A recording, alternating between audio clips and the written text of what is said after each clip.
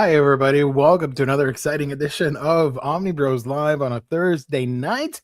It's San Diego Comic-Con time, so why not cover the news from our homes? Because that's what you do. We're not correspondents, but we are for our audience, and that's all that matters. I'm Gio from Manga Geekdom, and I'm joined by the infamous, the spectacular, the illustrious Jim Joe Bomaloo of the Comic Salad Podcast. How you doing?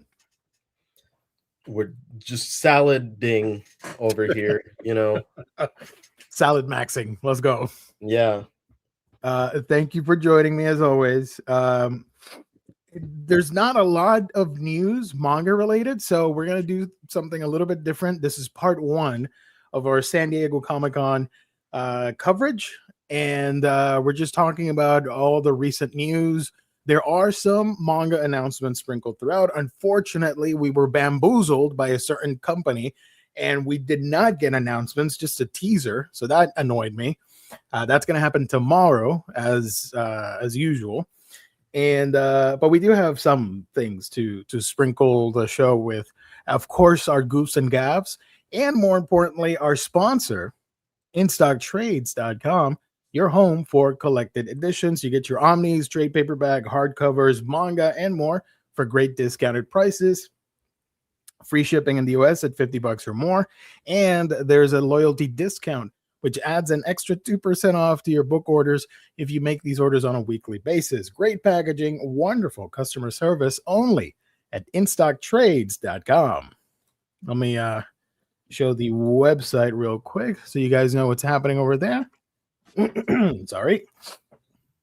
These are the current deals of the week, which we do reveal usually on Mondays. Unfortunately, I checked and we don't have the new ones at the moment. If not, I would have spoiled them right now on this show.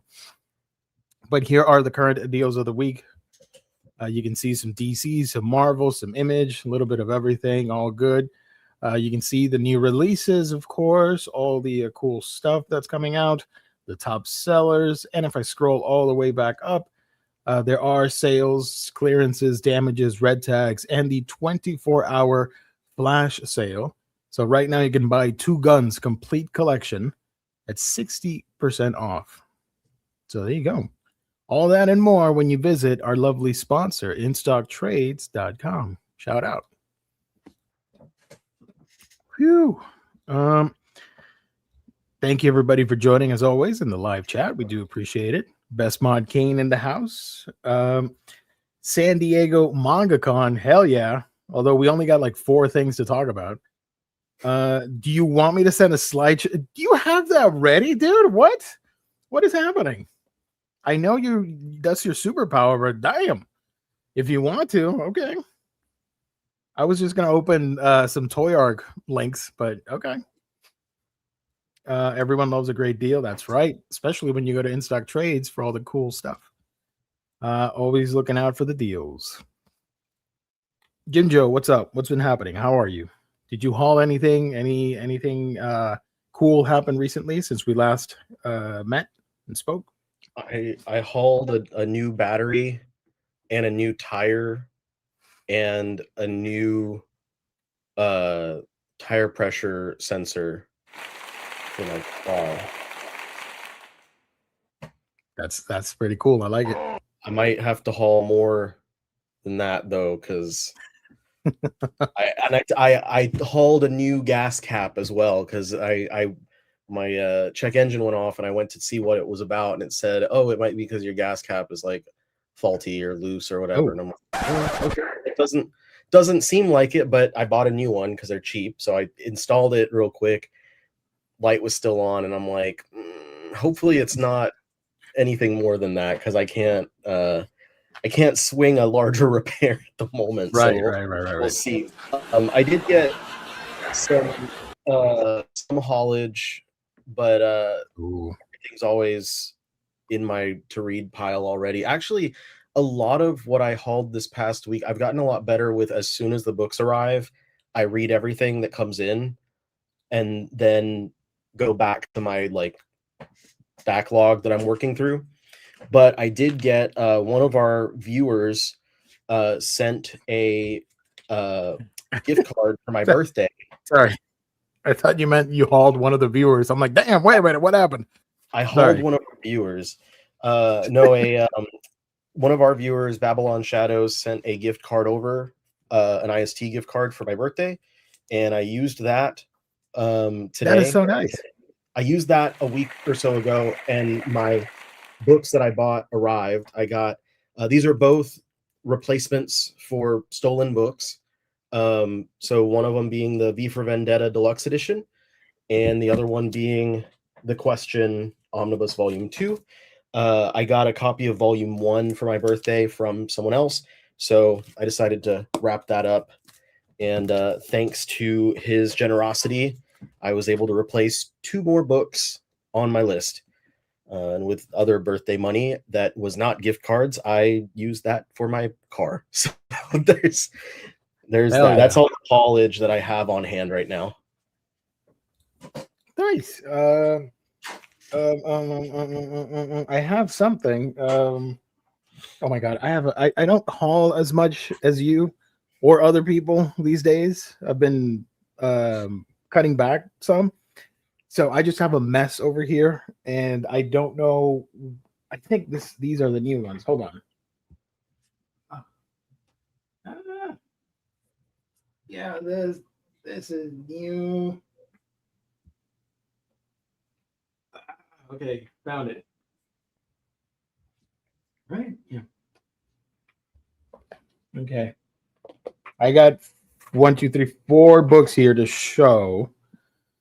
Can you believe that every time I look for great deals at our lovely sponsor, we love IST, but I always get the short end of the stick because when I'm really looking forward to a book, I get to it super late and it's out of stock when I get my order in. It happened with what was it, Witch Hat, and now it happened with the Seven Seas manga. What is it? The Omnibus, the Devil Girl, Kanan something. Oh. Yeah, that one. It's out of stock. I'm like, really? That one, yeah. Mistress Kanan. Of all the books, you guys bought that all the way, and it went like bye-bye. Thank you, everybody.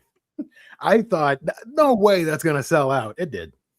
So I'm waiting for them to email me about not a refund, because I'm gonna wait and be like, you know what? Yeah, I'll keep waiting. So I hauled volume 3 of Kaijin Fugeki, volume 7 of Pokemon Sword and Shield. I finished Sun and Moon. Now I'm collecting Sword and Shield. Nice. This is 14 volumes, so I'm past the halfway point here with volume 8 of Sword and Shield. I assume this eventually will get a manga box set as well, similar to the Sun and Moon one. And I grabbed credits roll into the C volume 1 from Dark Horse, which I did not expect for it to be so slim. So that's cool. So that was my mini haul of manga. Shout out to our friend James, sent me a slideshow. I think James, if you want to make more of these, I want to use them on another Omnibros show. So thank you.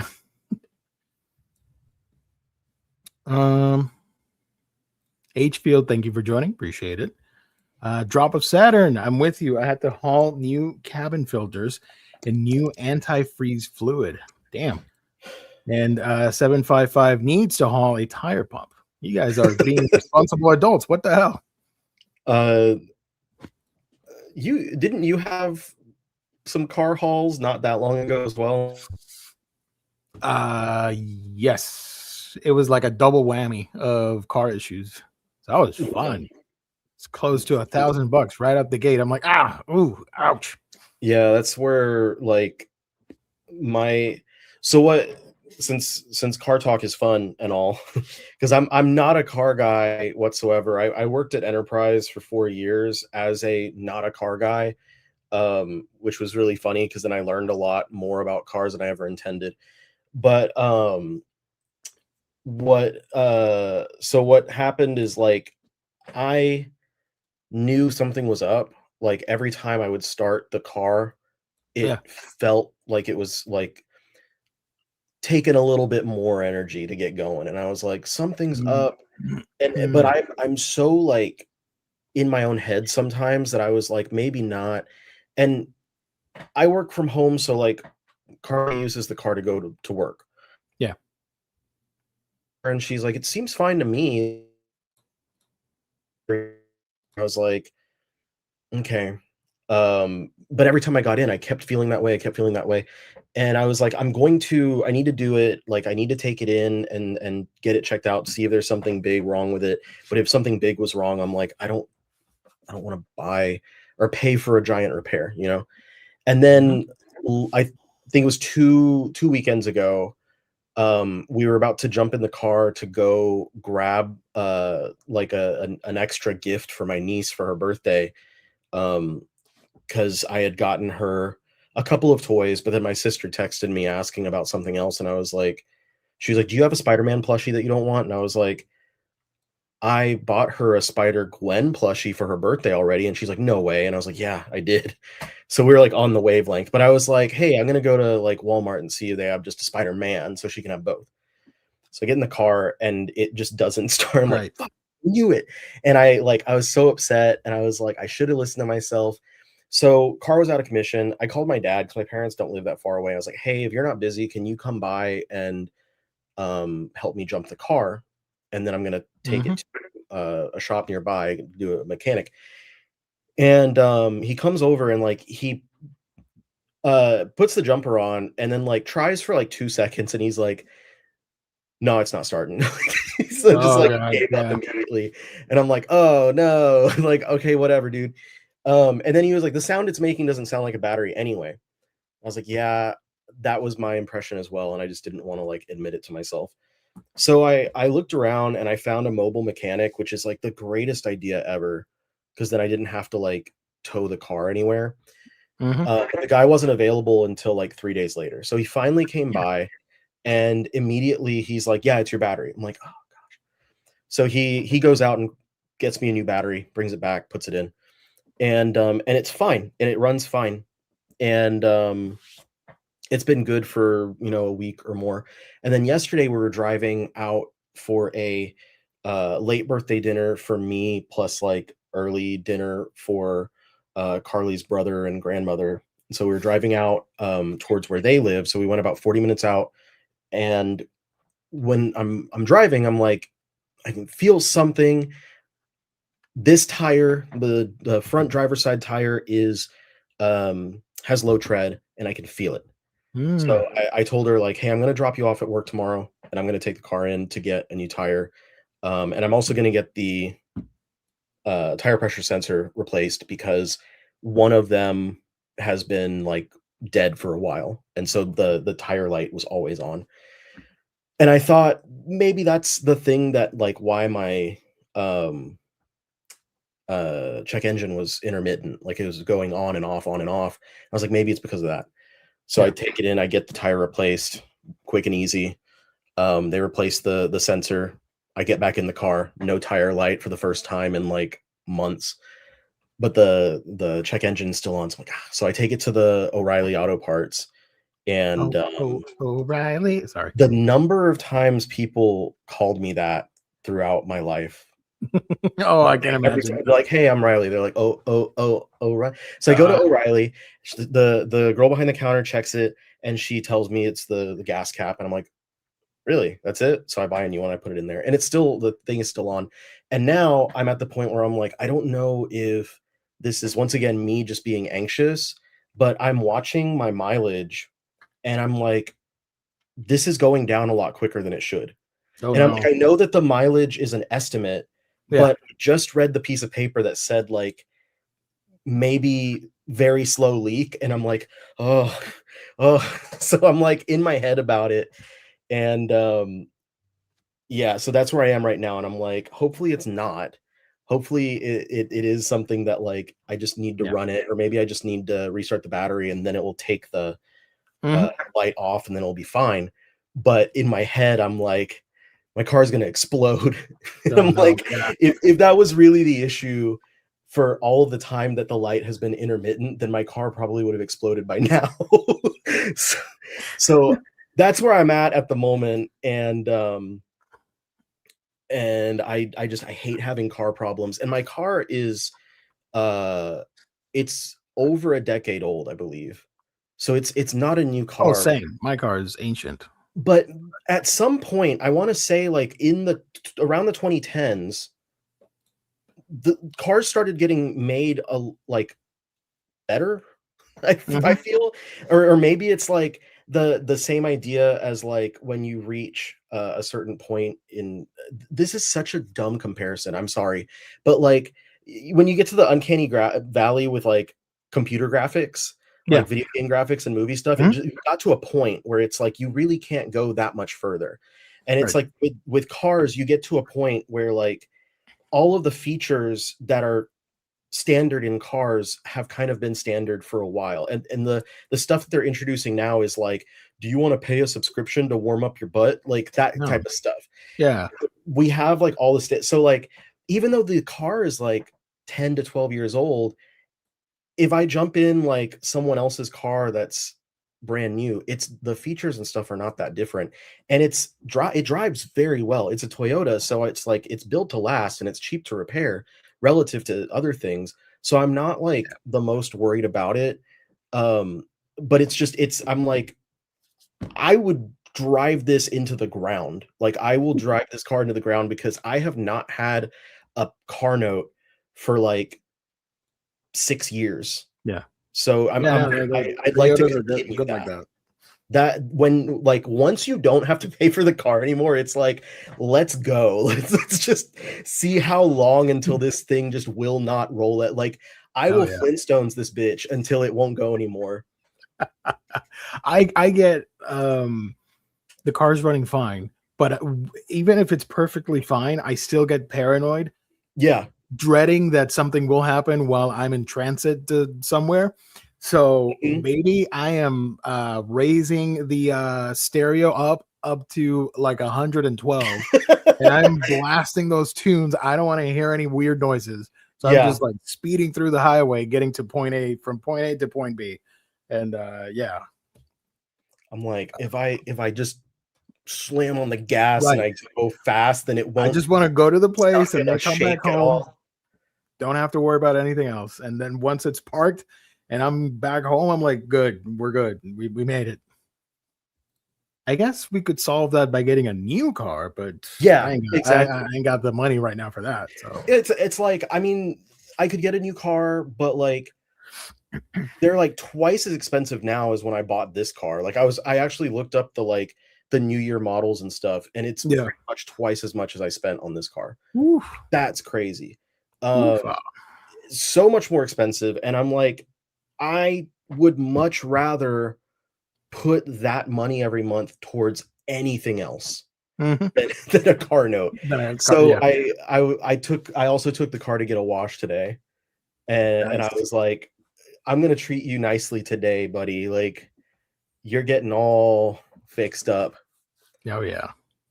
Wake me up when I can haul a '92 Mazda RX-7. I want the freaking, Trueno from, Initial D. Dude, That's I looked it up when yeah. I had some extra cash. I looked up, I was like, how much would it cost? And I found one, but it was in Tennessee and it was like Ooh. 15,000. And I was at that time, I was like, I could almost swing this, like if I wanted to pay cash for this.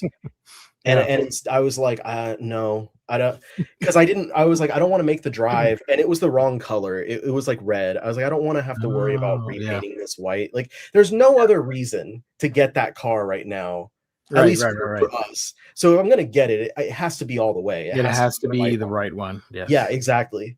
But it was in good condition.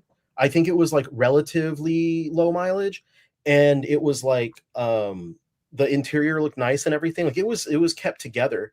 but it was in freaking Tennessee. And the last time I drove to Tennessee was not fun. I did it in actually did 2 back and forth trips within the course of 2 Oh, wow. weeks. And it was not my favorite drive in the world. So I was like, I will Hmm. not be driving to Tennessee. I can imagine. Yeah. Secret Mindsman, as someone whose mechanic found a live chipmunk living in the engine block this week, I feel you. Damn. What are the odds? That was a lie Crazy. too. I've heard of like cats in not in like engine blocks, but like In the motor per se. yeah, like trying to stay warm when it gets cold Yeah. out or whatever. I've heard of that, but chipmunks Chipmunks. crazy. Alvin and the Chipmunks. Wild. Gotta love car problems. I also replaced my gas cap, but the engine light is still on, and my smog check is coming up.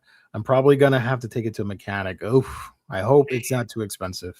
I'm not a expert by far, but there is a chance that all you might need to do is like Yeah. if you take the if you unplug the battery or whatever, and then you plug the thing back on.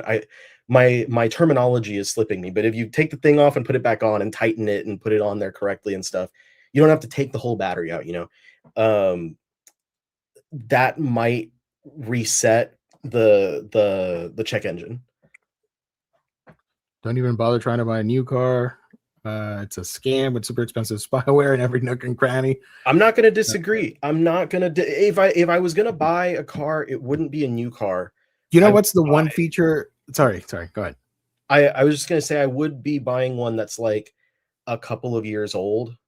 I trust something that's used. I actually, having worked at Enterprise for so long, I trust their like certified pre-owned, however they label them, because they were most of the ones that they sell were like fleet vehicles. So it was something that like a corporate, not even just, it's not a fleet like a rental, but it's something that like Enterprise supplies vehicles to corporate drivers.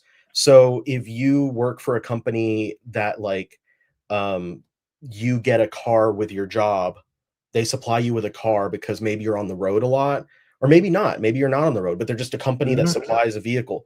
They will get a deal with Enterprise to basically lease a fleet of vehicles for about a year. And then after that year is up and they turn them back in to Enterprise for new vehicles, they Enterprise sells those to the public. So they've only been used for a year. Most of them are pretty lightly used. It's not like a million people are in there. Most of the rental vehicles don't go into car sales because they don't pass their like strict whatever like checklist of stuff they have. There's a lot of shit that I don't like about Enterprise. A lot of it because of all my experience having worked there, but their used cars, the cars themselves, are good. And usually, as at least when I was there, the salespeople were not as pushy as other used car salesmen are. So I would honestly think about looking into that again if or when, because I mean nothing is forever. Whenever I need to get a new vehicle.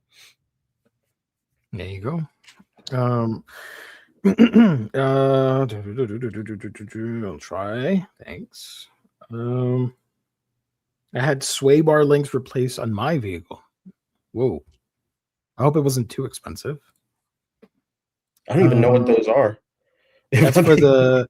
I know that has to do with suspension on a car. Okay. I'm not super knowledgeable.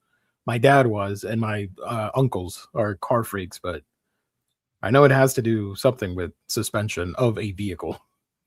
It was oofa. Ugh. Let's switch from cars for a little bit. Yep. Okay. Let's switch from cars a little bit. We got a wonderful slideshow presentation from a wonderful mod, James, but I'm going to save that for last and get through the other stuff pretty quickly. Yen Press did a surprise tease. I thought it was going to be the full thing, but they're like, you like that? Well, tomorrow we're going to get the real stuff. It was only three announcements, and two of them are light novels. So I felt cheated and bamboozled. And the only one that they have, let me share my screen here. We're gonna go to Anime News Network because I did not make a formal presentation out of this. The You can't see that. Sorry. Let me zoom in.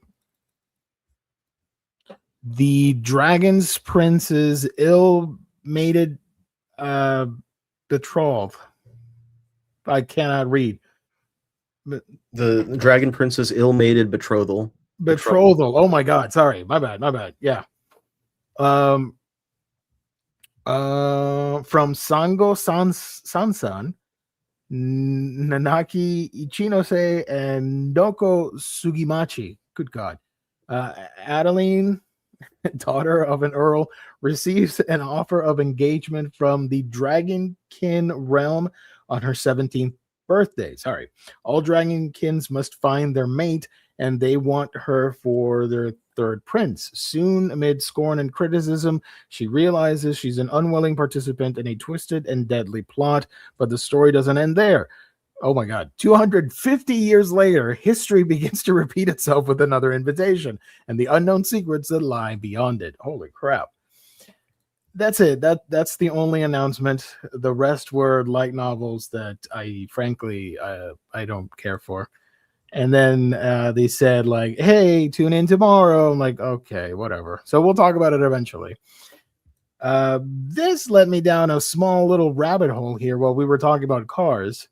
I clicked on this site, obviously, Anime News Network, and I saw this. Celebrate 40 years of Viz with Viz Core. Did you know about this?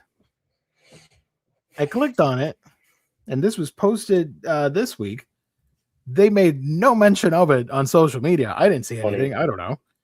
Flashback to the 80s. You would think they would promote this, but they did not. The outset for Viz. Okay. 40 years ago, anime fandom in America lived in comic shops, traded VHS tapes, and photocopied fan guides. Today, anime films dominate the global box office. Streaming platforms aggressively compete for audiences, and manga drives blockbuster franchises that influence fashion, gaming, music, and internet culture itself. This is owned, blah, blah, blah, blah, blah, blah, blah, blah. Anyways, the 80s, the analog era. The 80s marked the beginning for Viz when discovering manga and anime was an endeavor that felt more hands-on with new series, yada yada. This was when Viz first helped bring these stories to a new audience, laying the foundation for a manga and anime fandom that would grow for decades. And the titles highlighted, at least for this part, I assume they're going to do more for the 90s and 2000s, etc. We got Ranma, the first 2-in-1 edition, Banana Fish Volume 1, and then Ranma, the first Blu-ray. Like, okay. Viz Core is a carefully curated collection that showcases not only Viz's best-selling titles, but also the landmark works that have shaped the company's history, growth, and legacy. If this is so important, why didn't we see anything on social media, or was I blind to it? No, they haven't said anything. See the complete Viz Core collection here. There's a full set. Viz Core. I'm doing more promo for this than Viz themselves. Jesus Christ, they should pay us. Ranma. Oh, it's everything. Okay. The analog era. See all. This is just Ranma and Banana Fish. Okay. Not a lot. The digital era. It's like Digimon. Slam Dunk, Inuyasha. Case closed. Yu-Gi-Oh! It's Sailor funny, Moon. like Yeah. they're listing things that these are all 90s titles, but they weren't available from Viz in the 90s. Like Exactly. I don't remember when Inuyasha started being published in English, so I'm not going to comment on that. But I know Case Closed was early 2000s. Yu-Gi-Oh was like 03, 04. Pokemon was in the 90s, but Slam Dunk was not with Viz until a while later because it was under Raijin Comics from like 2002 until they shut down, and then it was not with anyone for a little while. I don't remember when they published the first volume, but it was a while later. Oh, some clarification. Sorry. The sway bar is what links the two shock absorbers in the front of the car. Thank you. You know more than us. Yeah, It's something. It's a car part. So yeah, Sailor Moon and Pokemon. This makes sense, I guess, especially with Sailor Moon and Pokemon being here. It needs some Dragon Ball, but whatever. And then the global era, they're calling it, the 2000s, which includes Full Metal Alchemist, One Piece, Bleach, Vampire Knight, Odon High School Host Club, JoJo's Bizarre Adventure Part 1, Nana Volume 1, Uzumaki, the 3-in-1 edition, Naruto Volume 1, Death Note Volume 1, Death Note Season 1, Bleach, Vampire Knight the show, Hunter x Hunter the show, Inuyasha the anime, and Naruto Shippuden Part 1. And then the last part, no, we're still going. 2010s is the mobile era. Okay. Good Night Poon Poon, My Hero Academia, Tokyo Ghoul, Demon Slayer, One Punch Man, Boruto, Ruby, JoJo's the anime, and Castlevania. Get out of here. That's not an anime. What are you doing, dude? Idiots. It's in the style of Japanese animation, but it's not an anime. It's a Korean whatever with the Texan studio thing. written by Warren Ellis. Yeah. And now this is so stupid.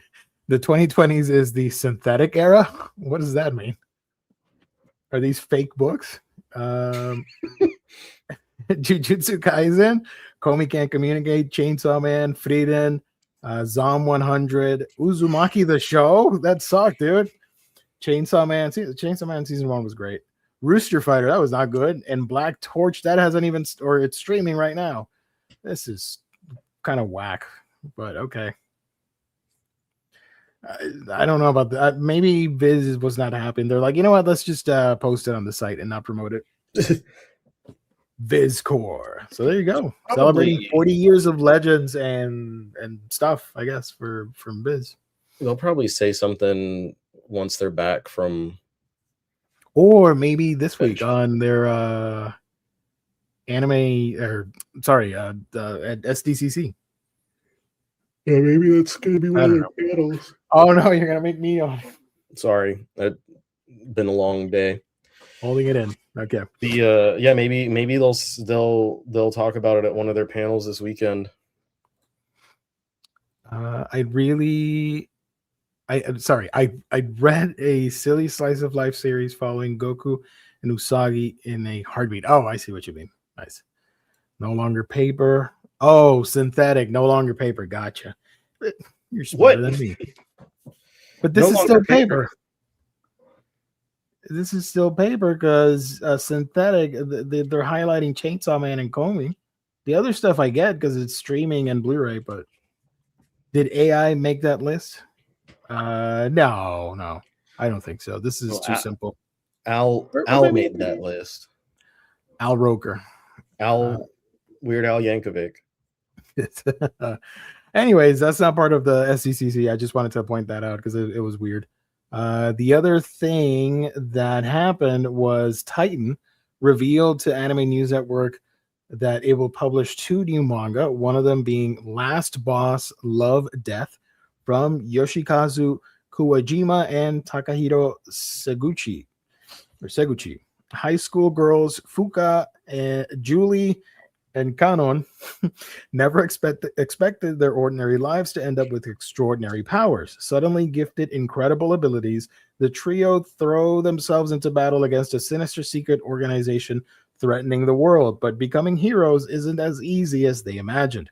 Overpowered by their mysterious enemy, the girls are captured, and rather than destroying them, the organization recruits them as its newest idol group. Now trapped between the dazzling spotlight and the shadowy schemes of their captors, they must navigate fame, friendship, and impossible choices while searching for a way to reclaim their freedom. I don't want to read this. Okay, cool. And the other one is The Rabbit Circle from Sanada Shido. In a world where humanoid animals hybrids exist, Teddy is a rabbit and grows up in an orphanage for rabbits. He is ostracized for his pale skin, white hair, and red eyes. But suddenly his world changes. A letter from his father invites him to live at his mansion along with his many rabbit brothers. Things are different when they show him kindness and love, but something doesn't sit right with Teddy, a familiar feeling obscured by the mirage of affection. Meets his brother, who quickly becomes infatuated with Teddy, and all seems well until his brothers reveal that they are there to one day be eaten by their father. Anchored at the prospect of losing his closest friend and brother, Teddy vows to break out before he and Adalbert can be eaten. This is like Promise Neverland, Death Note, or what is it? Promise Neverland, Beastars, and something else mixed together. Holy crap! Okay, chow down, I guess. People like to eat rabbit. I don't know about these, but cool. Shout out to Titan for putting these out on April 2027. I follow all the Titan releases anyway, so I'll wind up getting those. That's cool. I will say, like, their titles are, you know, up and down in quality or whatever, but like there's not a single one that I have hated. There's not one book that they've put out where I've been like, I can't continue buying this one. Like, there are some that I'm like, this is great. Some of them I'm like, that's fine, but none of them I've hated. Okay. I hope they keep that streak going. Yeah, for real. This one, actually, I do like the premise for this one is wacky. I dig it. This one's kind of like, all right. And then we get to San Diego Comic-Con. Shout out James for putting this together.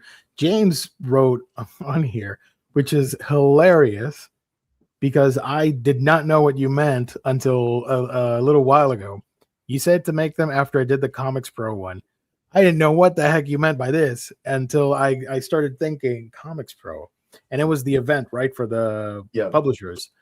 And you made a slideshow, and I vaguely remember on that stream being like, "Oh, can you make another slideshow for another thing?" And you took that to heart. Thank you, sir. I completely forgot about that. Oh man. All right, San Diego Comic-Con. Let's switch it up. No, I don't like this. Nope, I hate that. I thought we were going to be smaller on the thing.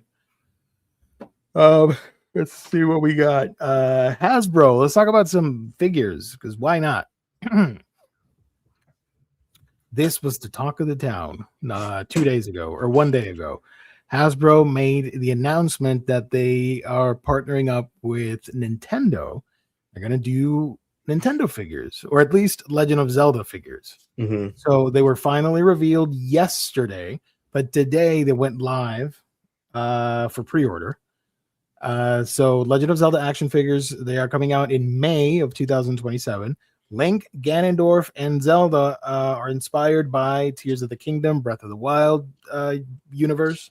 The pre-orders are live now. I was FOMO'd by myself, and I pre-ordered these things through BBTS because it's May 2027. That's a problem for future Geo. 2026 current Geo is like super happy right now.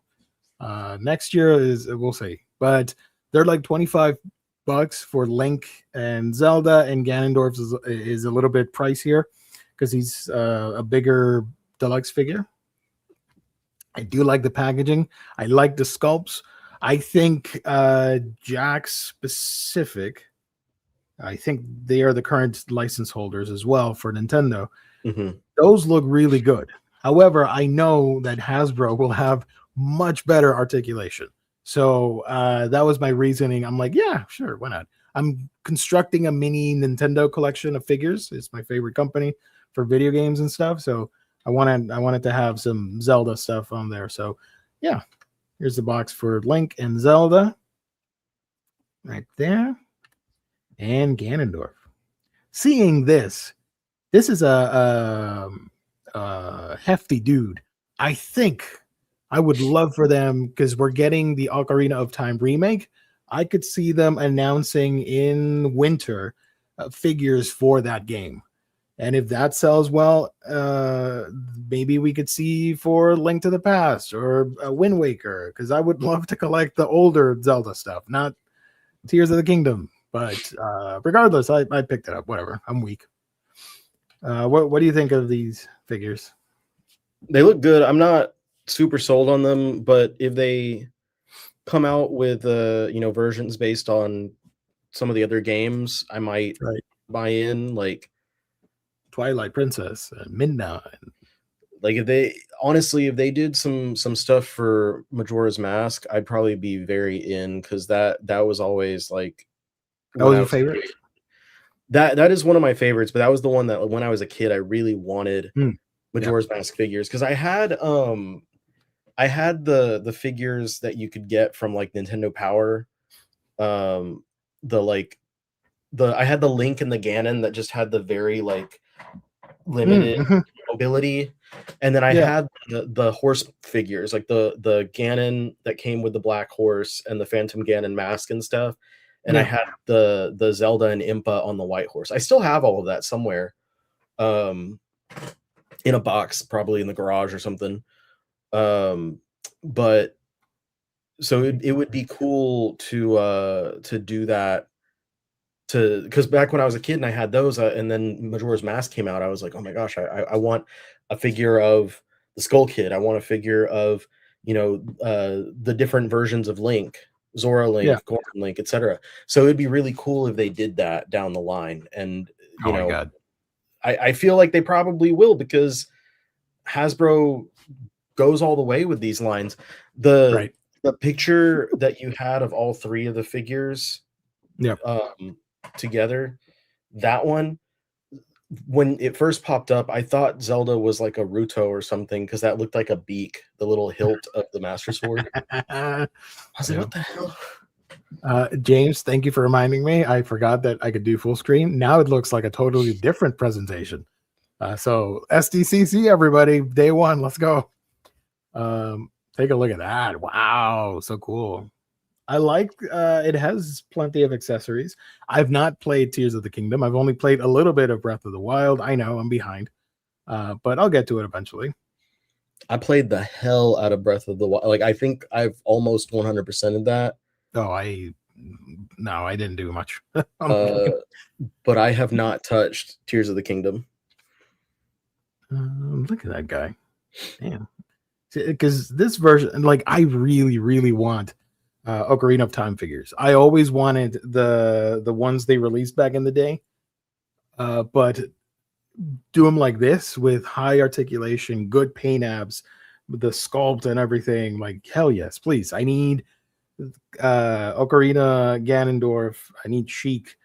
Do one for the Lon Lon Ranch with Epona and the dude with the daughter and the the milk. What's the milk called in Lon Lon Ranch? Lon Lon milk? Whatever. You know what I mean. Yeah. I forget Mattel. What they had for it. Mattel. The rude guy, Ingo or whatever, was the one that looked like Luigi. Yeah, it was based on or inspired by Luigi.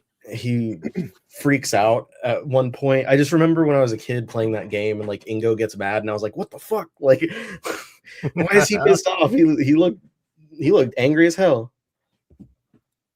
Self FOMO, that's harsh. I know. They are nice figures. Twilight Princess mentioned. Okay. No. Wait, spoilers. Mattel.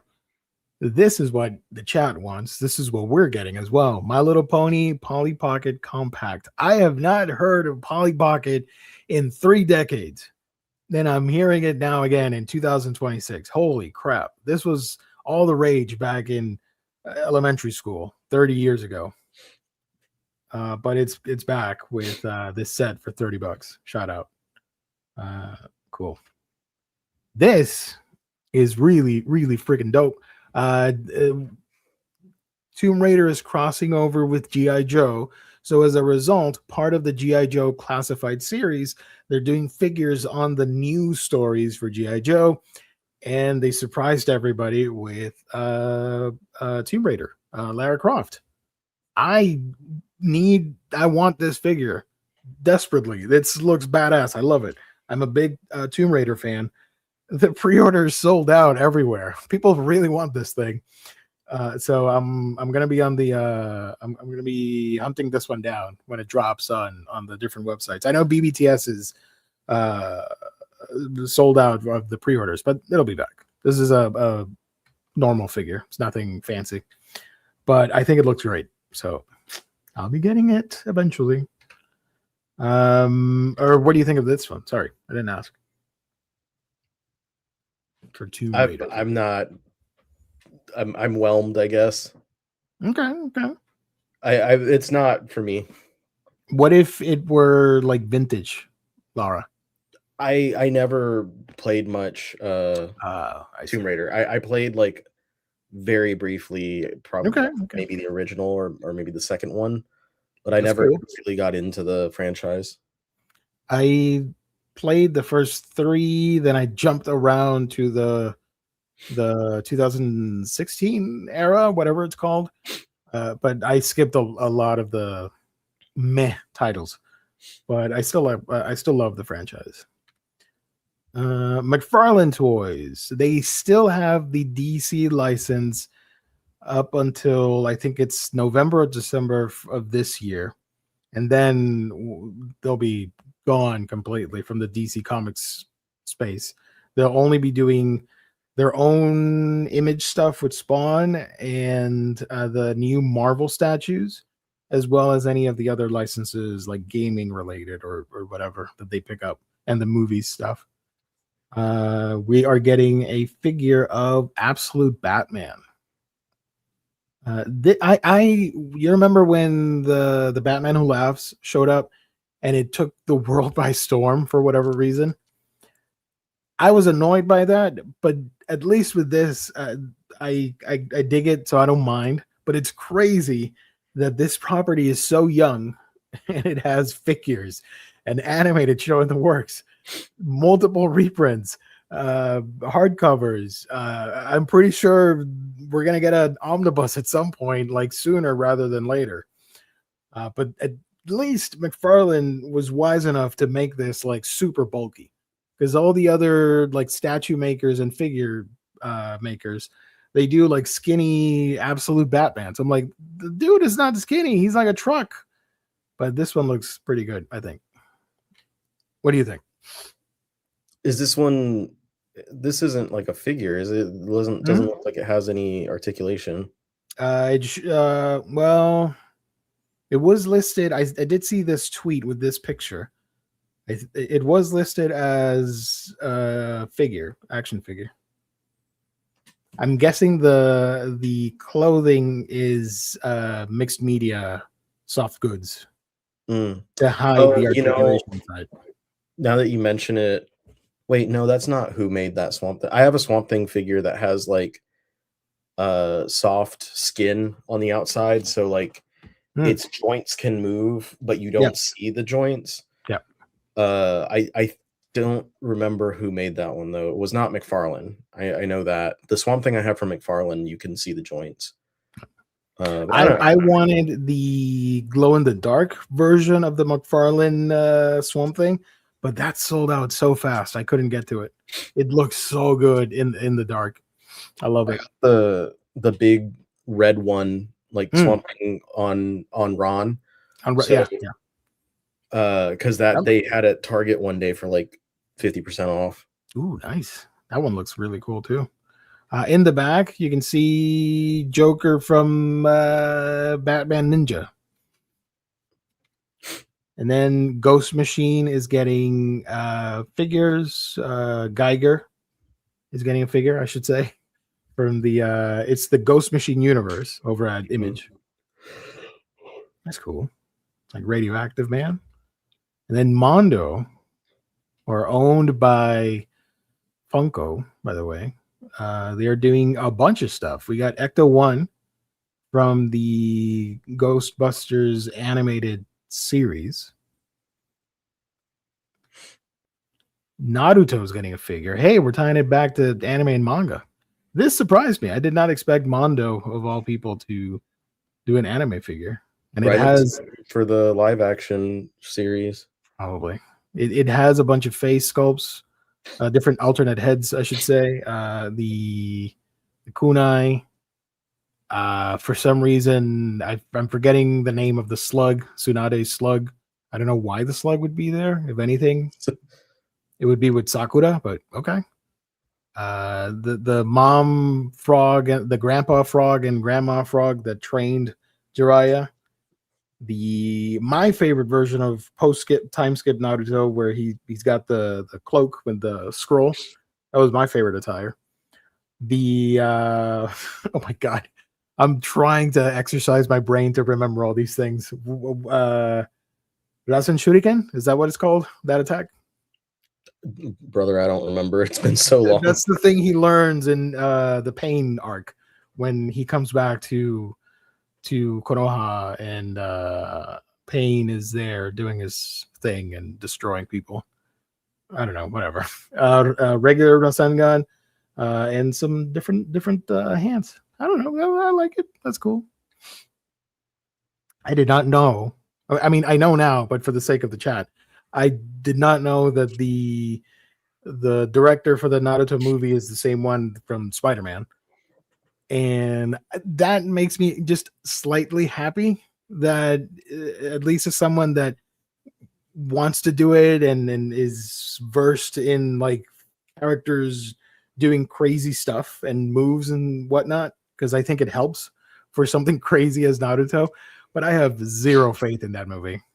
This is, at least with One Piece, it's a TV show and you can restructure the arcs to fit that narrative. I don't know how you're going to fit Naruto into a movie franchise.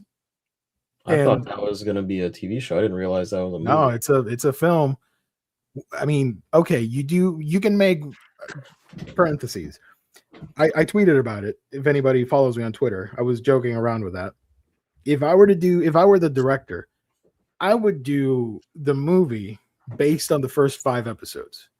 That covers the Iruka and Mizuki stuff at the beginning, the first arc, and you can do the bell training, and you meet, you get the formation of Squad 7, Team 7, with Sakura, Sasuke, and Kakashi, and that's it. Anything more, it's going to be overkill because there's so much to Naruto, similar to the other big Shonen Jump titles. There are so many characters, terminology, world building, all this crazy nonsense that it's just going to fly over the heads of a lot of people. And then you would think, oh, then what would movie 2 be about? I'd be like, well, obviously Zabuza, because I think that would be really cool. But then you're like, oh, then do you just skip to Sasuke being taken away?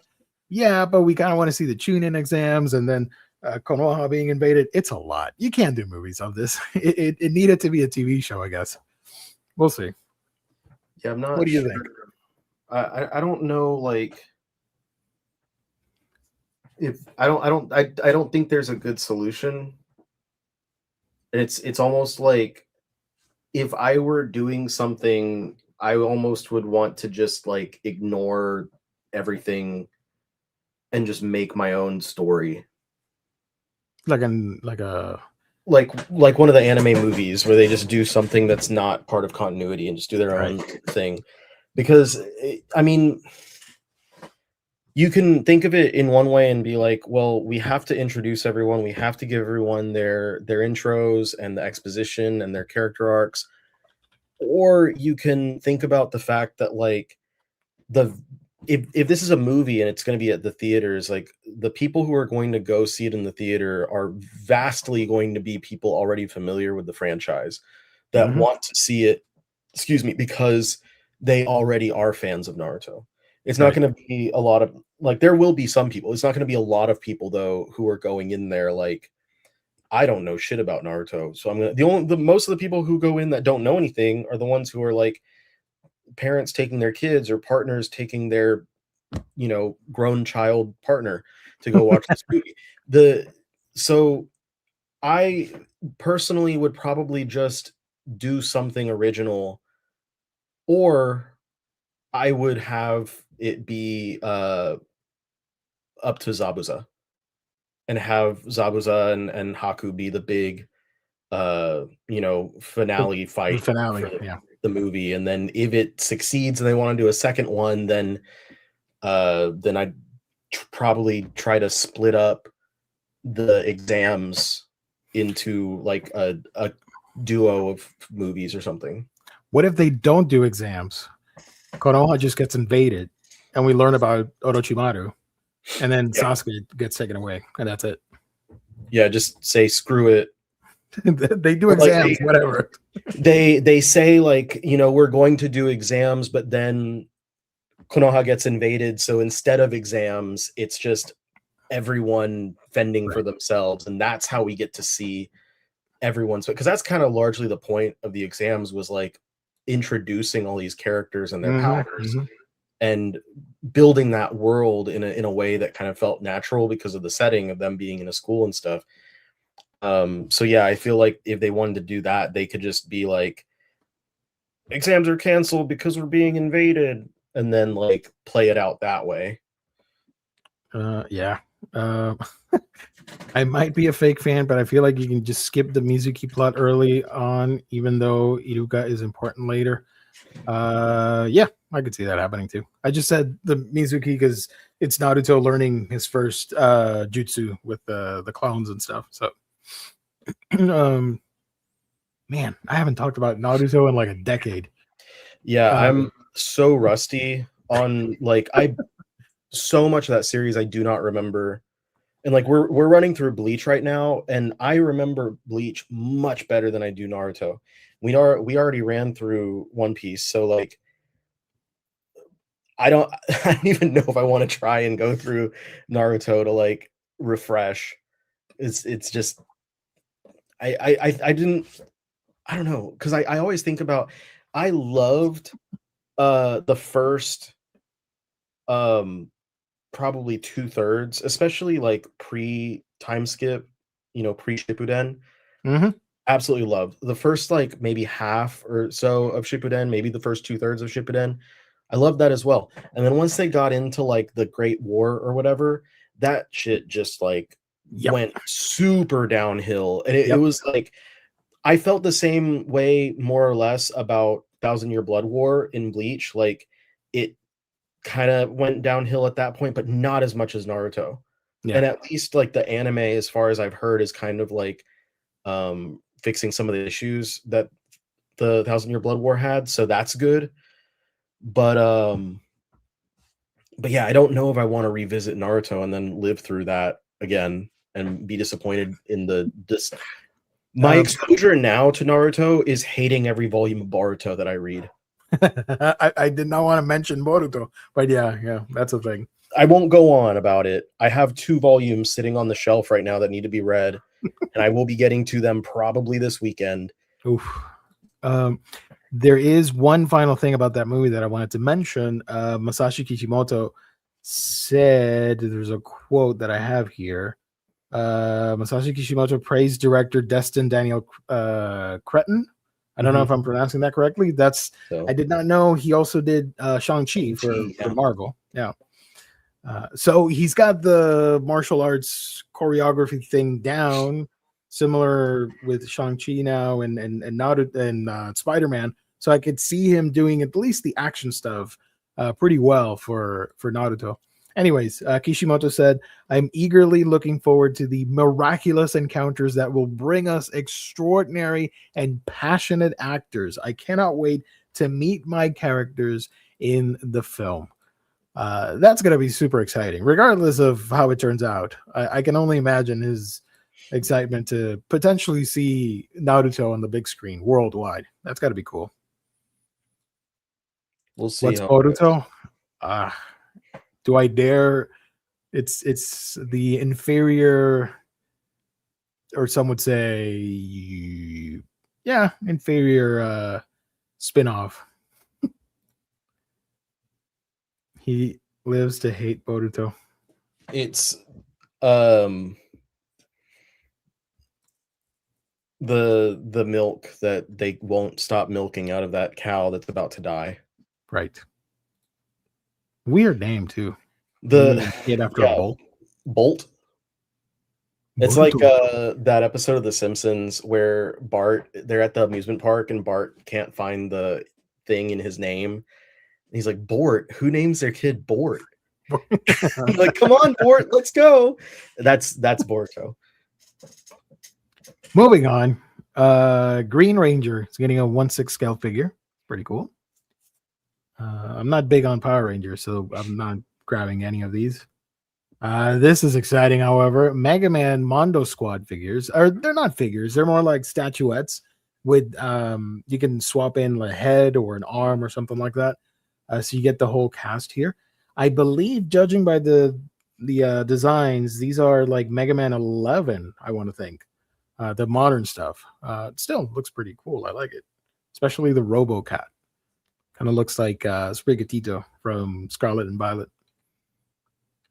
Jada, I think for day one, Jada won the night, in my opinion. They announced some pretty cool stuff.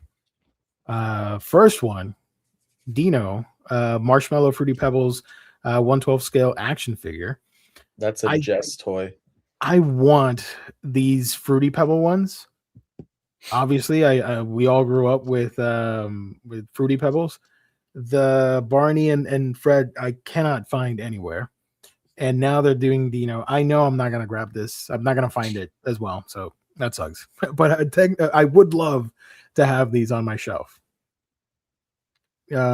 This is the best figure of the day for me. Jada got the license to Astro Boy, and they're doing their first Astro Boy figure. I need this. This is like priority number one for next year or whenever this drops. I think it looks fantastic. It captures the character extremely well, and it has different heads, the accessories with the boots. I love it. I hope they continue doing more Astro Boy stuff after this. Scooby-Doo, they've had Scooby-Doo for a while. This is another wave with a zombie, Fred, and the Headless Horseman with a wacky Fred face there. Yeah, what's up with his face, dude? I don't know. It's supposed to be shocked? The shocked expression? I don't know. This is Cyberpunk Edge Runners. I know very little about Cyberpunk Edge Runners. Is this for the sequel or the first series? I never watched it, so I couldn't tell you. I started watching it and then I completely forgot to finish it, and now I forgot everything that I watched. I just know that the main character is half Dominican, which I thought was really cool. And then the main girl in the series has a really kick-ass Kotobukiya statue that I kind of want. It's super expensive, but it comes out next year. So that's a 2027 Geo problem. If you chat, if you want to Google it, just search Kotobukiya Cyberpunk Edge Runners. It looks really cool. I love it. Whatever the hell this is, Atom Smasher from Cyberpunk. Cool. And then we go to Mad Cave Studios. Mad Cave is going to do a Contra comic book. Mad Cave has inked a deal with Konami to produce comics and graphic novels based on the run and gun game Contra, which was first released in 1987. That's my birth year, and was one of the top grossing arcade games of the year. NES also released a home version. The deal includes a 12 issue comic series as well as trade paperbacks and a deluxe edition. Let's go, dude. Mad Cave has not announced a creative team, but they plan to release their first issue in January of 2027. I like Contra. Not my favorite of the run and guns, but it's cool. It's a classic. Image Comics. Tiny Onion has a huggable Octo. I have no idea what this is, but it's a Kickstarter launching in September. Cool. Ignition Press. Forgot about them. They're doing East Side Saints #1 by a whole bunch of people right there. Uh, wait a minute. What is this? 15. I did not read this. 15-year-old Alex Gomez isn't legally allowed to see R-rated movies without an adult, but she's just inherited the family's demon hunting business. What? Armed with a bruja or witch, abuelita, and zero training, this irresponsible Latina teen must battle monsters on the streets of East LA, but a family secret will make things even more difficult for her. This is East Side Saints, a coming of rage story. That's crazy. I love the jump from not being able to watch R-rated movies to demon hunting with abuela. Okay. Shout out. Mad Science Division coming out November 2026 by Dan Waters. Sent to oversee the American branch of genetic engineering and bioweapons company Miyashi Smith. His assignment is simple: slash the division's budget by 30% and secure a promotion. Fortunately, he knows almost nothing about the highly dangerous experiments happening behind the laboratory doors. As Anderson dismantles safeguards and disrupts the department's carefully maintained balance, horrifying creations escape containment, leaving employees and the public to deal with the consequences of his reckless decisions. Huh. Dark Horse Comics. Dark Horse announced that they are doing a Dark Horse Dungeons and Dragons series. Dark Horse will launch its first ongoing Dungeons and Dragons series this November, helmed by Colin Kelly, Jackson Lansing, Ibrahim Robertson, Arabson Oliveira, Dan Brown, and letterer Haley Rose Leon. Sorry, Haley. The comic will see familiar characters like the Mad Mage, the Demonologist, and the Explorer team up to stop a dragon apocalypse from destroying some place thing. You like Dungeons and Dragons more than me, but what do you think of this? Good creative team, so it should be cool. I've never read any of the comics and stuff. I've only played one game, and we have not been, I think, for God, I don't remember the last session we did, because then they took a break, and then when everyone started getting together again, we were busy with like moving, and we had to keep breaking. And then every time they were like, "Oh, we're gonna get together this weekend," we were like doing something else, or we're just tired and we're like, I just don't feel like doing that. And honestly, there were a couple people that we just did not like playing with. So it was like, if they confirmed that they were going to be there, we were like, yeah. So we need to find a new game to play. And then we do have Baldur's Gate 3. That's a good alternative, which is great, and we need to get back to it, but I just haven't had a time where I was like, I felt like devoting time to the game, because I have so much reading to catch up with that every time I have free time, I just sit there and churn out books as quickly as I can. Mm-hmm. When you see that person that you do not want to play D&D with, you go to like the Kremlings and go like, oh. Okay. This was pretty awesome. Dark Horse is doing a Barbie series. Dark Horse revealed little information, teasing more information will come at a later date. The forthcoming Dark Horse series will not be the first time Barbie was graced the comics page. Marvel published issues back in 1991 until 1996. The art on the left was done by Natalie Nardoza. I wonder what the stories would be like if it's Barbie saving the world and going off and doing extraordinary things. Like, hell yeah, I'll pick it up. I'll read it. Yeah, I wonder if they're going to pull more of a slice of life deal, or if it's going to be adventure or situation. Everything all in one. Maybe each arc by arc, it's going to be like, this time it's Barbie, is a doctor. This time Barbie is whatever, because the same way that her dolls have different themes and stuff. Right. So maybe the stories have different themes. But yeah, that Marvel Comics series, I don't believe has ever been collected in any format at all. I don't particularly like, if Marvel did release it, I probably wouldn't buy it myself, but I am a big proponent for anything that has not ever been re-released or collected at all to get released, because I feel that that's important. So I would love to see, whether it be Dark Horse or Marvel proper, but we've been sending things out to Dark Horse lately. Barbie crossover with Hellboy. I like that. Yeah, see what Mignola has up his sleeve. Mike Mignola drawing a Barbie variant cover. That'd be interesting. Barbie agent of BPRD. Heck yeah. Barbie in the Black Hammer universe. I do like the idea of bringing these properties back with new issues, because IDW is doing Sanrio, so it's fun to see that through the comics lens. And now we're getting this Barbie. I'm interested. We'll see. I do like the art here. It's cool. They could do Barbie with Dungeons and Dragons or Baldur's Gate. Oh, Baldur's Gate. A new comic series is coming for Baldur's Gate. Nice. Featuring art by Becky Cloonan. That's awesome. Hell yeah. Nice. That's always a plus. Omnibros is, oh, you talked about this on my Discord. First Scott Pilgrim comic by Brian Lee O'Malley in 16 years. Scott Pilgrim EX Dawn of Metal Scott one shot comes out in November.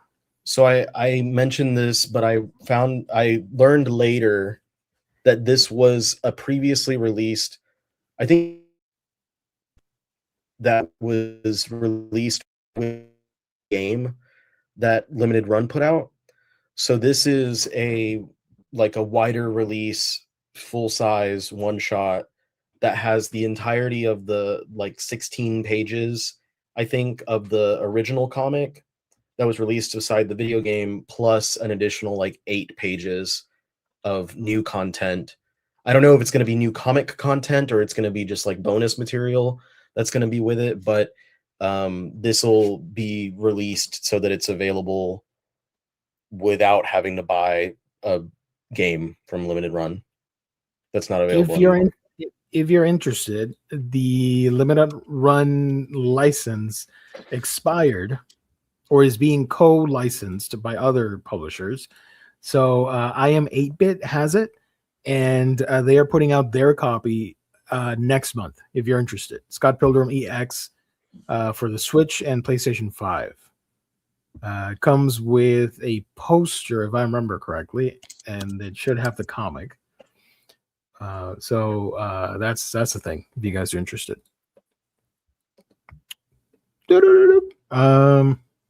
Where am I? Okay. That's very cool. Oni Press and Archie Comics are doing a collab here. Archie #1 from Ben Winters, Fabio Moon, and Jason Wardy. First issue drops September. You can read the solicit there for what it's for what the first issue is about. There you go. Brain fart. We're also getting Archie in Hell, because why not? Archie's such a weird property. It's a crossover with everything. I forgot Archie went over to Oni Press. Yeah. Archie has crossed over with Predator. Was it Punisher or? Yeah. The Punisher. It's done the zombie thing. Now it's doing this Hell arc. They've done it all. Oh, they did one with something shark related. I don't know. They've done some weird crossovers, man. This one's Archie in Hell 1 by Patrick Horvath. The description, or it says, "It's one heck of a humdinger," reminded me earlier. I was talking, I don't remember what made me think of this, but I was talking about this one substitute teacher that I had one time in middle school who I think I said shoot about something. I missed a question on a math quiz or something. I was like, shoot. And she was so upset.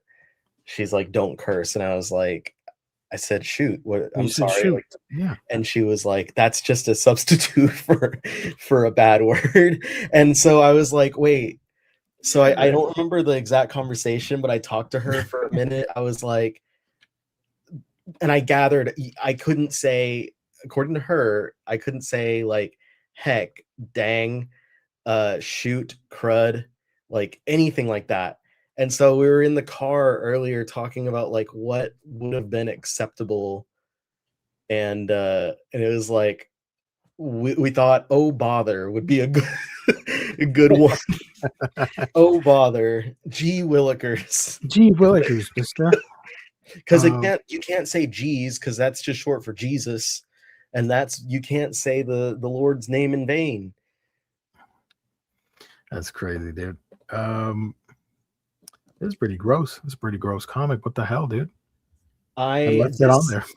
This is really intriguing, like creative team wise. Patrick Horvath is the writer of Beneath the Trees Where No One Sees, which I've read the first book and it was fantastic.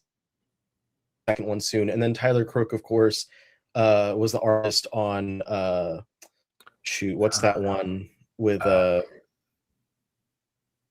some chat? What's the book I'm thinking of? It's the horror book, right? The anthology. Yeah, Harrow County. Harrow County. Yeah, so Tyler Crook was the artist of Harrow County. So like thinking of like the two of them together, and then the preview art kind of reminds me of that one YouTube video, the Shoe Body Bop. If anyone's familiar with that, I have no idea what that is. I'll get you a link and then you can watch it. This looks like Marcos Martin a little bit. I don't know if it's because of Francesco Segala, but reminds me of that. What else do we have here? Oh, Marvel. Nope, never mind. Archie in Hell and Archie. I'm looking forward to the new Sabrina comic more than the Archie stuff. And this one, Archie having Fabio Moon is a great choice, I think, for Archie. It's an interesting one. Any character going to hell, I'm there. Godzilla went to hell, I'm there. Marvel, Iron Man by Joshua Williamson will be going bi-weekly starting issue 12. The incarcerated Iron Man story arc begins this December. That should be the next movie. Coming to a theater near you, The Incarcerated Iron Man. Marvel, Phase 700. Is it? That's the last one? Yeah. No DC. Oh, I see the link. Thank you. No DC, but I do want to share some of the Jada Toys stuff. Because they announced some other figures. I was going to do this with Jess, but whatever. I'll do that here. Okay. Thank you, James, so much for the slides. Appreciate it, brother. This is one of my favorite sites to get all the toy news, Toy Arc. If you guys want to check it out. They're not, I don't know them. I'm just, whatever. Diamond Select. Hey, look at that. Mesco with the Thundercats. I was just talking about Thundercats this past Monday. Why would you do that? Because I was confused with the new series. Because there's like 3 different volume 1s, and I didn't know which one was the latest one. But the chat was kind enough to point me in the right direction. Because I was saying how I'm excited for all these properties from old cartoons that I couldn't care less for. So like the new He-Man comic from Dark Horse, I'm interested in reading, and the Thundercats and Silverhawks and blah blah blah. Like, okay. Where the hell is Jada Toys? Legend of Zelda, Sideshow, Hot Toys. Yeah, well, Hot Toys is doing a lot, dude. Hot Toys, these guys are doing like Wolverine. Look at that, with minimal hair. That's weird. Predator, Prey. Oh, this is sick. What the hell, dude? Crypto. Did you see the Supergirl movie? Mm-mm. I want to make a joke, and I don't want to offend people that like the movie. I didn't see it, but I know what happens in the movie. It's wild to me, and this is the joke, that we are 2 movies into this universe, and Crypto is causing mayhem on all the movies. Is Crypto going to be the main source of the main plot for the Superman sequel? Crypto is gonna be part of He's going to Clayface. steal something from Lex. Jesus, man. At the end of Clayface, when Clayface, he's about to like kill someone, Crypto's gonna come in and fly straight through his clay body. Spoiler, I read that from one of those very reputable Twitter accounts. Right, yeah. There's Lobo. That does not look like Lobo or Jason Momoa. What is happening there? This is not Jason Momoa. This is like Jason somebody else. I don't know. That looks like or Gene Homeboy Simmons. from What We Do in the Shadows. It's like Gene Simmons got halfway ready for a Kiss concert. Oh man. This is supposed to be. See, this is what I meant earlier. This is supposed to be absolute Batman. His body is huge, but that face is so slim. I don't know. I don't like it. I think it's weird. This one, whatever. Star Wars. I don't care about Star Wars. Hey, my guy. Let's go, dude. Baba Freak. Like, I don't care about Star Wars unless is this guy. I love this. This is not what I wanted to show. Sorry, folks. Oh, here's Chopper, the nightmare fuel Chopper. Cool. At least it's not the like big human form Chopper. That one, K-pop Demon Hunters. I would jump out a window. What's her name from the comic and the game? Luna Snow, is that her name? I forgot about that character. She started in Contest of Champions and then moved to Agents of Atlas in the comic, and now is the thing in the Marvel Rivals. Yeah, I completely forgot about her as a concept entirely. Sideshow Collectibles. Is it in here? Look at that. Yeah, hell yeah. Somebody gift me this, please, because I know this is going to be super expensive. I would love to own this. No joke. I need to be a figure reviewer, so they'll send me this nonsense. My God. So much money to throw around. Look at this croc. Dude, that's sick. I love it. What's this guy's name? Oh, he's got such a weird Salacious Crumb. Salacious Crumb, thank you. I'm an idiot. Look at that Pokemon. That Pikachu's huge. Damn, dude. The Charizard one is really expensive. And they just announced the Snorlax one. I'm FOMOing myself into getting this. No joke. I really want this Snorlax diorama statue. It's got Snorlax, which I identify with because we all love to sleep and binge on food. And my boy Slowpoke is there. One of my favorite boys. Pikachu's there. Come on, man. These 2 idiots, life-sized, I don't care. Charizard, overrated, whatever. Snorlax, that's where it's at. If somebody does not know, I love all Pokemon equally, so I'm joking. Jubilee. She just showed up in Rivals, I think. Here's your favorite character.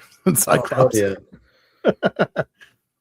Did you see that I posted the DLC for Tokon, and it's Phoenix 5 Cyclops, and people in Twitter and socials and YouTubers, they're like, what is this? This is so cool. I've never seen this. Well, what? I'm like, brother, it's like 2012. That was one of the like only times where I actually liked Cyclops, Yeah. was like then in that event and like directly thereafter, in the Brian Bendis Uncanny X-Men when he was like a revolutionary leader, Mm-hmm.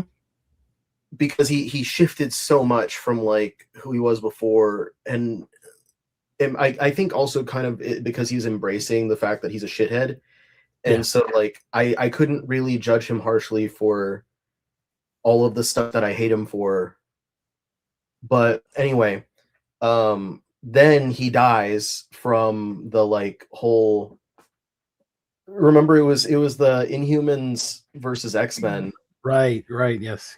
They like because they uh, um that whole thing started basically because of that, because of Mm-hmm. Scott dying to the Terrigen clouds Right. made the virus that killed mutants and stuff, and like Emma tried to cover it up and then turned out that he was already dead or something.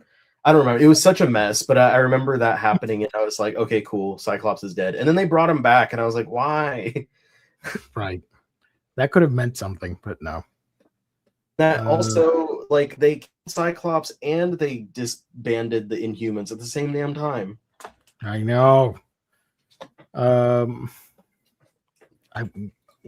had a joke for this and now I forgot. Oh, this is one of the creepiest versions of Doc Ock that I've ever seen.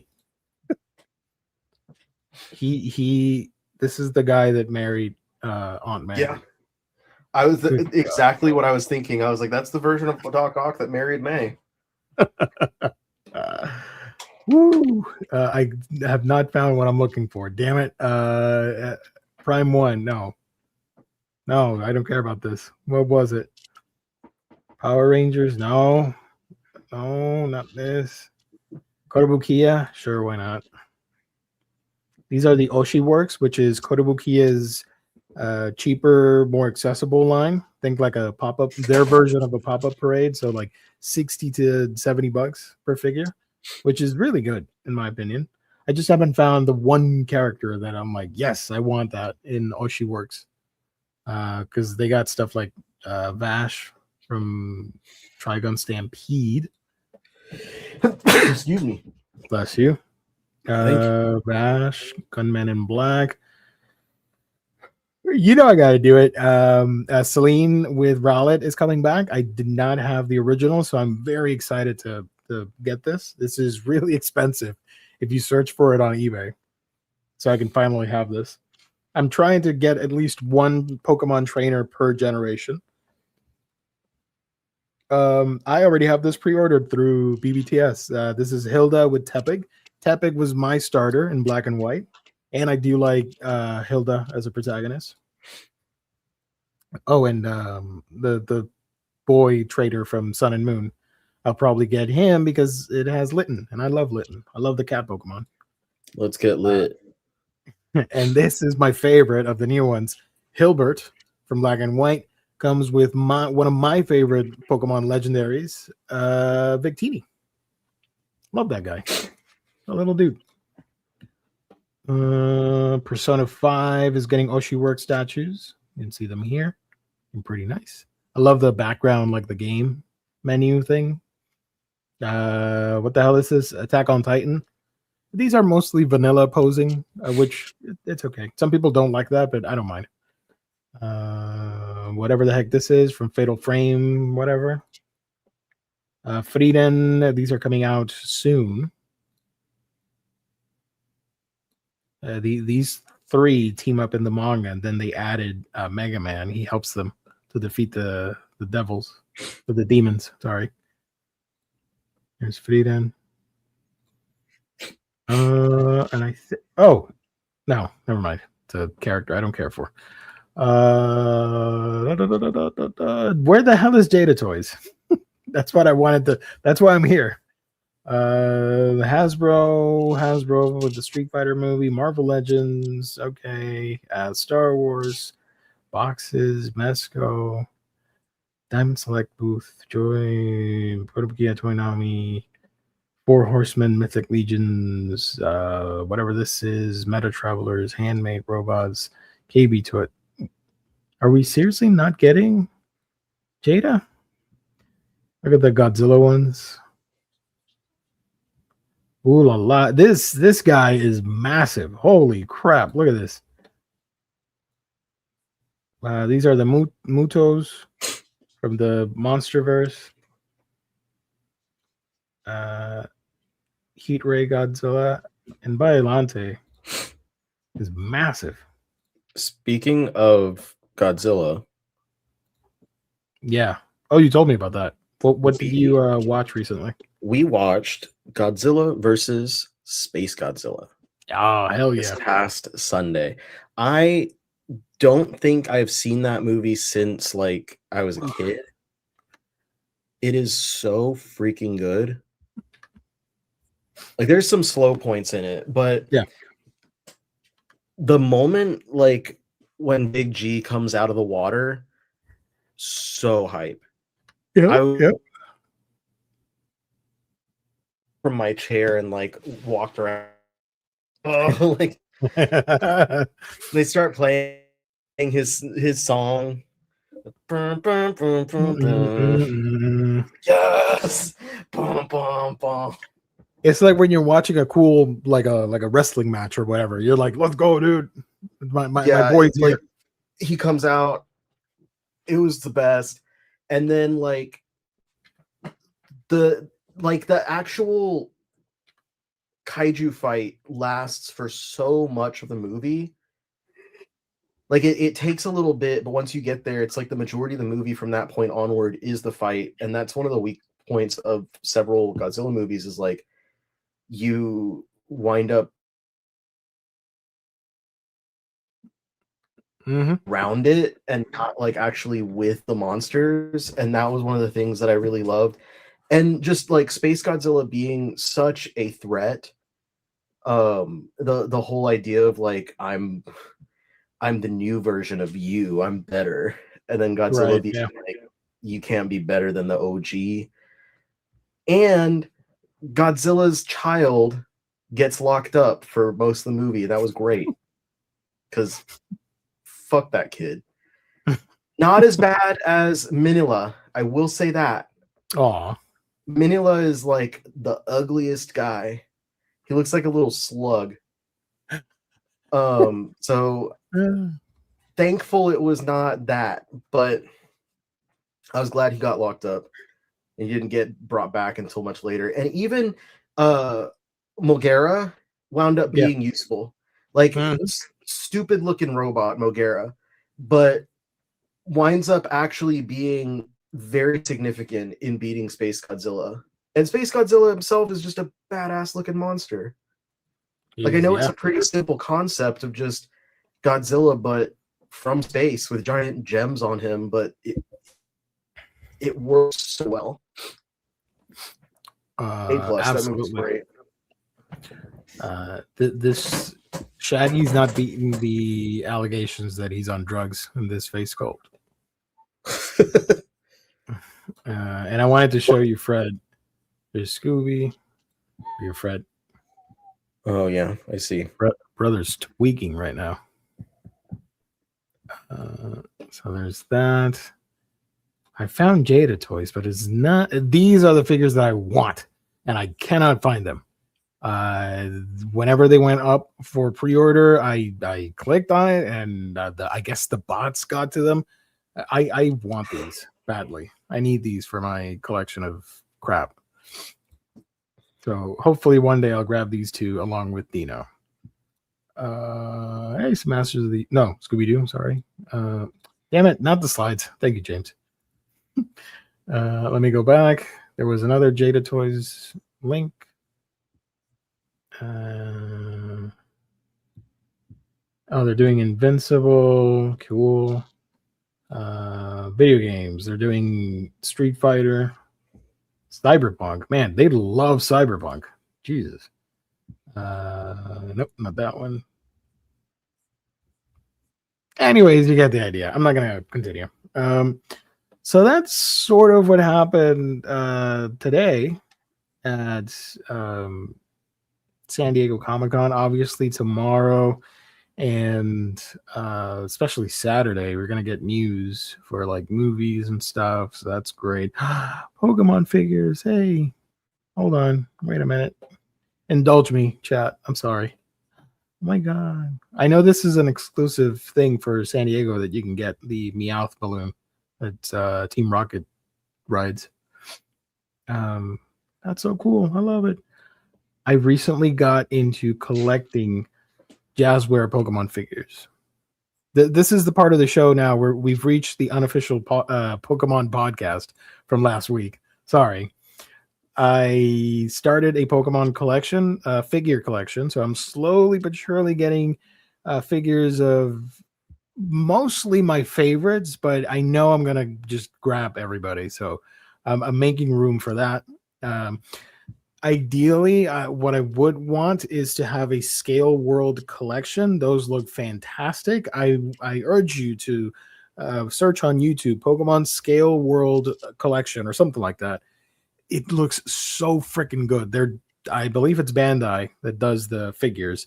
They're super tiny, but the really cool thing is that they're highly detailed based on the art of the game, not the anime or the trading cards or nothing, just the game. And they are all scaled according to the in-game Pokedex info in relation to each other. So you'll have the trainer, and the Pokemon trainer will be like 2.5 inches. And then Togepi will be like 0.5 next to him. And they scale perfectly in universe. And then you'll have the Steelix, for example, will be gigantic next to it. Whereas the Jazzware stuff, they're all just 4 to 5 inches each, and that's it. And let's call it a day. Ideally, the scale world would be great. You can get them in Japan for cheap, but I don't know what happened. I don't know if it's because it's Pokemon, but if you search for them, if you go to sites like BBTS, I think Amazon may have some, or secondhand on eBay or whatever, it's going to be expensive. And I'm talking like the only scale world figure I own is Feraligatr, which is my favorite Pokemon. That thing was 65, close to $70 when I got it. I didn't want to pay that much, but it's my favorite. He's my guy. He's my favorite. So I wanted to grab it. If you want a set, for example, Venusaur is like $200 with the pre-evolutions. Or if you want something with Cyrus with his different dark Pokemon and Dialga and Palkia, that's like more than 100. Like Red, the Pokemon trainer that I talked about, it's $17. You're like, oh, that's not too bad. $17 for a 2-inch figurine. I think it's ridiculous, and it's not. I don't think it's worth it. But with Jazzwares, they're tall. They're like 4 to some are 5 inches. They got some articulation. I dig it. I'll get it. I'll be happy with that. So stuff like this, I do not mind at all. This Blastoise, for example. So yeah, stuff like this I will be grabbing, and eventually I'll share some images and stuff because I only have like 3 figures right now, so nothing to display at the moment. But yeah, what you can get for good money though are books. And that's, of course, from our sponsor, InStockTrades.com, your home for collected editions. You get your Omnis, trade paperback, hardcovers, manga, and more for great discounted prices. Free shipping in the U.S. at $50 or more. And there's that loyalty discount, which adds an extra 2% off to your book orders if you make them on a weekly basis. Great packaging and wonderful customer service are 2 of many great things that you can expect when you visit our sponsor, InStockTrades.com. Shout out IST. Phew. Yeah, amen to that. Too many figures, not enough money. We need more moolah, some casherino. And then I'll do a full thing. I was going to limit it to 1 shelf, but I was looking at the new shelf I got specifically for figures. I'll show that eventually on the internet. I took out some Blu-rays and stuff, and I have a shelf just for figures. The first shelf, sorry, can't talk, will be for Pokemon. The second one will be for Nintendo stuff, Mario, Donkey Kong, Zelda, etc. The third one is for my Kaiju Godzilla figures. The fourth shelf has my two Beast Wars figures that I plan on expanding and getting the whole Beast Wars set. And then the final shelf has all my retro games. That said, I need to move one of these guys out of there because I think the Pokemon stuff will bleed into a second shelf. So we'll see what happens. I totally get the newest Witchblade figure, lover design. Where can I? That's what I. Kane, now you're making me FOMO highlight this. I want to. We're almost done, Jim Joe. Sorry. Let me see if I can find it. Boss Fight Studios. Boss Fight. Boss Fight has Astro Boy. Who is this? Astro Boy. Whoa, no. Mayfix is doing that. Okay, never mind. Let me scroll back real quick. You know what? I posted the thing on my Discord. Let me just grab the image from there. Let's go to my toy section. Oh.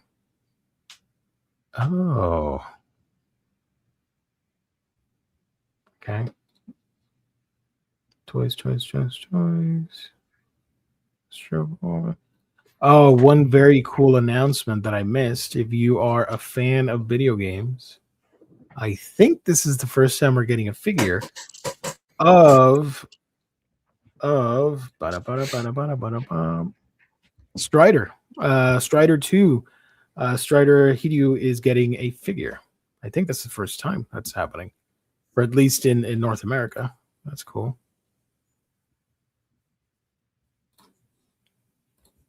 Okay. There were some McFarlane Witchblade. Did you see the Sonic ones from Dark Horse? Yeah, no knuckles. So it's all right. As we say in this house, no knucks, no fucks. So Dark Horse struck a deal with Sega, and they're going to do statues for Sonic and for the Sonic franchise based on the games. And the first two got revealed this week. It's Sonic and Tails. I will be getting these. This is huge for the Geo household compound, especially Tails. Tails is my favorite Sonic character. And let me see, where the heck did I post? Oh, here it is. Witchblade. Found it. Here's Witchblade. Really nice. And there was some Marvel stuff, but I don't care about Marvel. Hasbro, whatever. The last thing that I'm going to highlight tonight, because I did put it in the thumbnail, sorry. Manga Mavericks held a panel, and they revealed not a lot, but two significant things that are worthy to discuss here real quick, briefly. We got one new manga license, Our Insignificant Justice by Rin Kawano. The solicited for this one says it's a moving drama that follows 6 people whose lives are forever changed by the sudden disappearance of a beloved singer. Sometimes what seems insignificant can mean everything. And then they got a message statement from the creator, Rin Kawano, a mangaka living in Japan. It's a pleasure to meet you all. The story is about how the disappearance of a singer-songwriter led to small changes and connections in the lives of various people. I love foreign films and strive every day to create my own stories while being exposed to and inspired by entertainment from around the world, so on and so forth, blah, blah, blah. I'm incredibly honored that even more readers will have the opportunity to experience this important work. Shout out. There's a new manga release for Divine Messengers and Demonic Guardians, so it's a new chapter of that, because that is being released digitally, if I remember correctly, in Japan. And probably the best announcement that I saw, Manga Mavericks were excited to announce the formation of the Independent Manga Alliance. It's called Indie Manga. You can follow them on social, indie_manga, building the future of independent manga. Sorry, building the future of independent manga partners. There we go. Or no, I can't talk. It's late. Manga partners are, there we go. Mahjong Pros, Strict Algorithm, Red String Manga, and Bijuku. Is that how you say it? I assume so. Curation Entertainment, B exclamation point Juku. It's like Count Dooku, but with manga. Let me share the image so you guys can see it. So that's cool. I like that. That's a fun project for them to invest on. Independent Manga Alliance will assist manga creators and indie manga publishers by providing distribution, marketing, and sales support within the English market. A new venture to help support the long-term growth of indie manga. IMA's starting members include Manga Mavericks Books, Mahjong Pros, Strict Algorithm, Red String, Curation Entertainment, which is Bijuku, and all that fun stuff. So shout out. They're making big moves over there at the IMA, Independent Manga Alliance. Matt, thank you for joining. We're almost on our way out, so don't worry about it. What do you think of this one before we go? Independent Manga Alliance. I think it's cool. A good idea to have, because I think like already a lot of the smaller, newer independent publishers have kind of been at each other's backs, like helping each other out. So taking the initiative to kind of make an official group, I think is pretty cool. So hopefully, they do have more of these newer publishers joining in and continuing to lift each other up and all that jazz. And I know, the guys at Manga Mavericks have been really good about, they got help from existing publishers, people in the industry to help them to get going. And it seems like they're doing well to try and pay it forward, I guess, and continue to help others. Like they've been seemingly helping out the homies at Mahjong Pros as well. Hosting them alongside themselves on their own panels and stuff like that. So it'll be fun to see what happens in the near future of that. I'm sorry. I just saw this comment from Matt. My wife is in the other room reading and just hollered at me when Jim Joe was talking. What did that guy say about Bagheera? I said he's not talking about the Jungle Book. Don't mess with their Disney. Mogera, the robot from. Yeah, no, I was like, when did I mention Bagheera? No, Bagheera. Mogera from the Tohoverse. From Godzilla versus Space Godzilla is a really stupid looking robot, but he's Let me find a picture just in case nobody's seen it. Winds up being pretty useful. It's like the Heisei version of the Showa era Mogwera robot that the Mysterians, which was basically like a Sentai team, piloted. And then they kind of update it for the Heisei era, and they have the Mysterians, instead of being like Sentai, it's like pilots. Yeah, pretty dumb looking robot. And there's the OG. Yeah. So that's what we're talking about.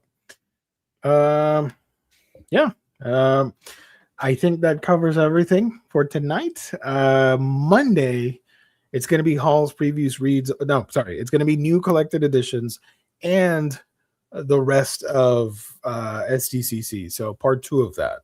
Stay tuned for that, please.